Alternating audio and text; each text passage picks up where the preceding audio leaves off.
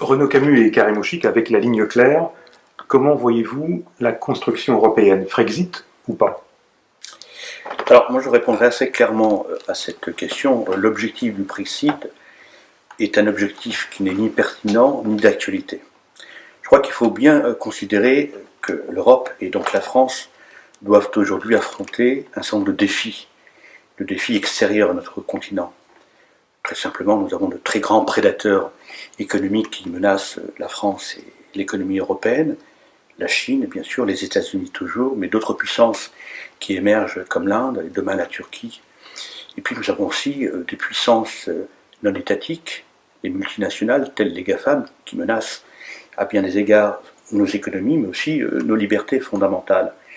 Et face à de tels enjeux, il est nécessaire, nous autres nations européennes, de nous regrouper, de nous rassembler, de nous unir, et d'œuvrer à cette Europe protectrice que j'appelle de mes voeux, laquelle doit déboucher sur une Europe puissance.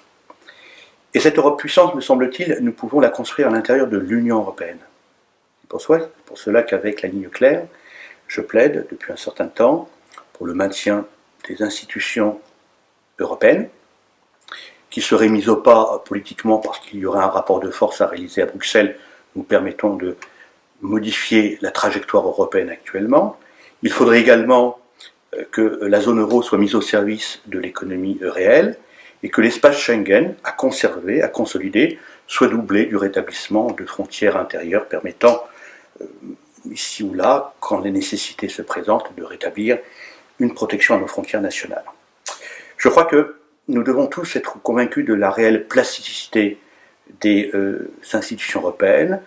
Certains dirigeants ont démontré ces dernières années que l'on peut, en maintenant les traités actuels, modifier le cap de la construction européenne en protégeant les peuples et les États. Je pense notamment à Matteo Salvini, mais également à Viktor Orban. Donc je crois qu'il est essentiel de ne pas perdre de vue que sortir de l'Union européenne, donc le Brexit et le Frexit, risque de nous entraîner sur des pertes de temps considérables, car construire une autre Europe à celle que nous avons actuellement entre nos mains, eh bien, nous égarera sur des champs, sur des trajectoires, sur des perspectives qui, évidemment, nous éloigneront des priorités, des périls de ce temps que sont le grand remplacement et la remigration. Donc, vraiment, il nous faut nous concentrer sur ces objectifs et je crois que le bon véhicule pour cela, c'est l'Union européenne. Si la question est Frexit ou no Frexit, ma réponse est très emphatiquement no Frexit. Déjà, je n'étais pas du tout favorable au Brexit parce que je trouve que la Grande-Bretagne est une partie absolument essentielle et considérable de ce qu'est l'âme et l'esprit et la culture de l'Europe. Sans l'Angleterre, sans l'Écosse, sans l'Irlande du Nord, l'Europe n'est pas tout à fait l'Europe. Mais le Frexit, alors ça est totalement une folie. Je crois que Hérodote et Thucydide ont dit absolument tout ce qu'il y avait à dire sur la question. Les gens doivent se rendre compte de la gravité de la situation. L'Europe est un continent envahi, colonisé, tel que se trouvaient les cités grecques lorsqu'il y avait un déferlement, soit les Mèdes, soit les Perses, et la folie que d'ailleurs ils ont largement commise est de s'en aller chacun de son côté en essayant de louvoyer ou de traiter avec l'envahisseur, en espérant qu'on allait s'en tirer indépendamment, ce qui est une folie totale. La seule chance qu'a ce continent envahi de résister, c'est d'être une puissance, comme Karim Ouchik vient de le dire, de s'assumer comme puissance et de résister dans sa force. L'Europe, il ne faut pas en sortir, il faut en sortir l'Afrique qui l'envahit. L'Europe, il ne faut pas la quitter, il faut s'en emparer et chasser les traîtres qui l'ont livré. En France, par exemple, Vichy a collaboré avec l'envahisseur, on n'a pas considéré pour autant qu'il fallait en finir avec la France et en finir avec l'État français. Bruxelles, certes, totalement trahi, a livré l'Europe à l'invasion, il ne faut pas pour autant en finir avec l'Europe, il faut au contraire la renverser, il faut s'en emparer. Bruxelles est vraiment le Vichy de l'Europe.